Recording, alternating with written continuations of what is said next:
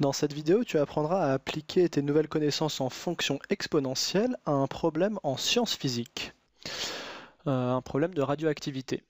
Alors, le césium 137 est un élément radioactif, donc ça veut dire qu'il se désintègre au fur et à mesure que le temps passe. Et cet élément radioactif est utilisé pour mesurer le rythme d'érosion des sols et de la sédimentation.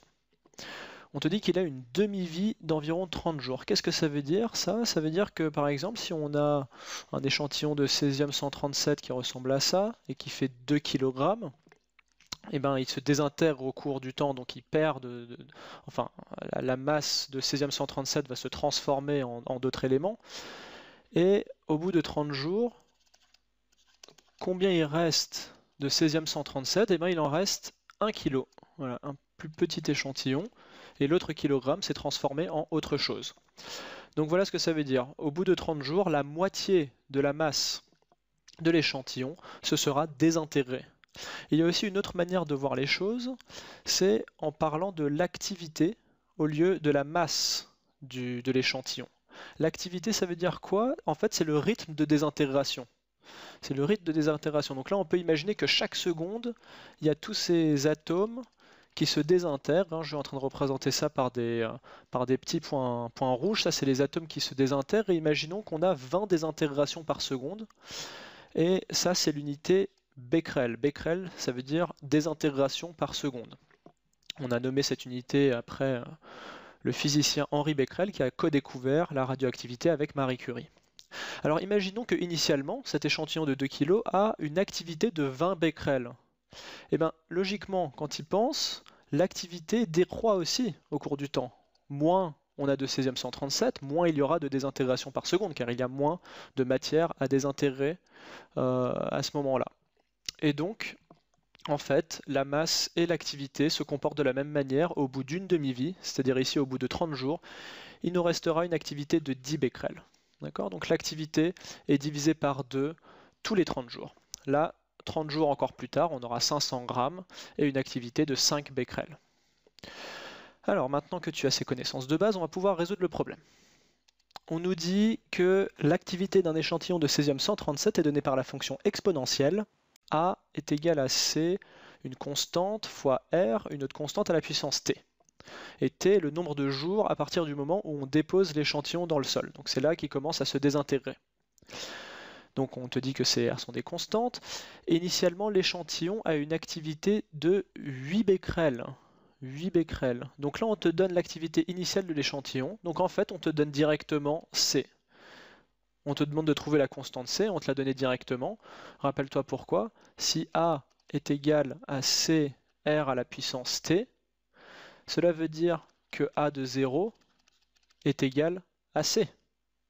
D'accord? Car R à la puissance 0, quand T est égal à 0, R à la puissance 0 est égal à 1, donc il nous reste juste C, ce qui veut dire que C est égal à 8. Donc on a déjà assez facilement trouvé la constante C.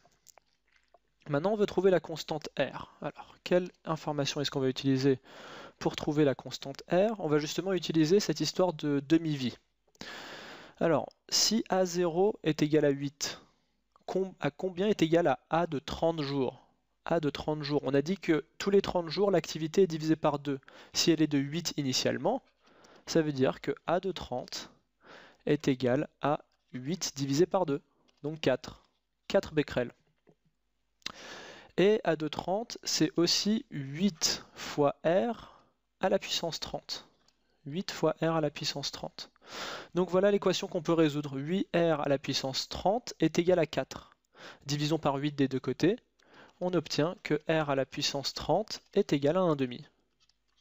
Donc, R est égal à 1,5 à la puissance 1/30e. Comment est-ce que j'ai fait ça? J'ai juste mis les deux côtés de l'équation à la puissance 1/30e, ça j'ai le droit de le faire. Et ici, on a la puissance de R qui est égale à 30 fois 30, donc 30 fois 1/30e, pardon, donc ça s'annule, ça devient R à la puissance 1. R est égal à 1,5 à la puissance 1/30e. Et donc, comment est-ce que je peux réécrire A ici? Je vais le réécrire dans une autre couleur. Conclusion, A de T, hein, quel que soit T, est égal à 8, l'activité initiale, fois 1/2 à la puissance 1/30, qui est mon facteur multiplicatif. Au bout, à chaque fois que t progresse de 1, je dois multiplier par ce facteur, et tout ça à la puissance t. Et il y a une manière bien plus pratique de lire a de t, c'est de multiplier les puissances ici, et on obtient a de t est égal à 8 fois 1/2 à la puissance t sur 30. Voilà l'expression de a en fonction de t. 8 fois 1/2 à la puissance t sur 30. Donc on a déjà répondu à deux questions. Donc c est égal à 8, r est égal à 1/2 à la puissance 1/30. Il nous reste une question. On doit trouver l'activité au bout de 150 jours. Au bout de 150 jours. Et ça, je vais le présenter en violet. Quelle est l'activité de l'échantillon au bout de 150 jours? Donc le but est de trouver A de 150. L'activité au bout de 150 jours, ça c'est son expression mathématique. Et on a l'expression de A ici qui est 8 fois 1/2 à la puissance t sur 30. Ici on essaye de trouver A de 150, donc 150 sur 30. Ce qui veut dire qu'on obtient 8 fois 1/2 à la puissance 150 sur 30. 150 sur 30, ça fait 5. 1/2 à la puissance 5, ce qui est la même chose que 8 fois 1 sur 2 puissance 5. Donc c'est égal à 8 sur 32, ce qui est égal à 1/4.